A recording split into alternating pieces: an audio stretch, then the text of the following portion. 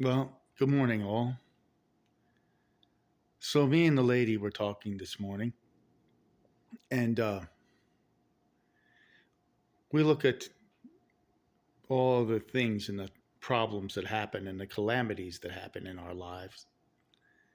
All of us are not exempt. We all have good things and bad things come and go in our life.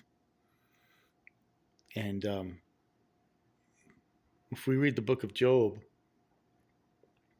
Job said after he had calamity come into his life, after being such a blessed man, he said, God giveth and God taketh away. Blessed be the name of the Lord. It's kind of funny that I've struggled in my life a lot. But when I look at the blessing of my little living room in the morning, did I count my blessing? How glorious my mornings are? You see, we all have trials and tribulations in our life. It's as if this world is a big testing ground. And if we read the book of Job, we see that good and bad happens in the world, and God controls it. God knows.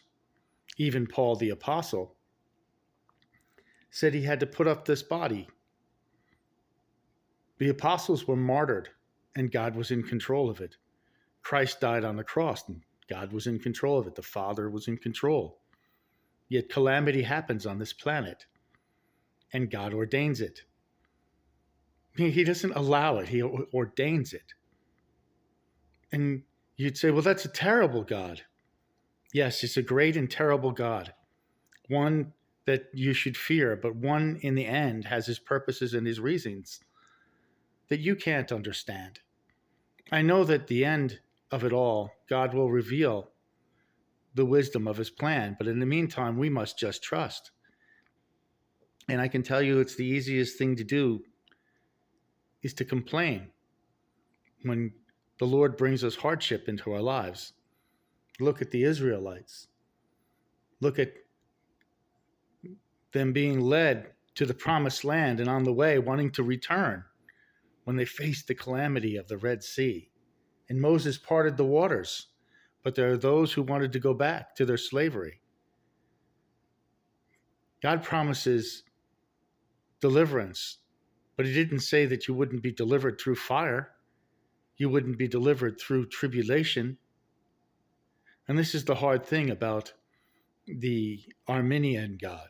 The Arminian God, when calamity comes, they see things and they see God as something not what he really is. God is the God of all things, including calamity. Why? I can't tell you exactly. I could just tell you that if it hadn't been for calamity, I wouldn't have as much wisdom as I have. I wouldn't understand the fear of the Lord, and that is what it is.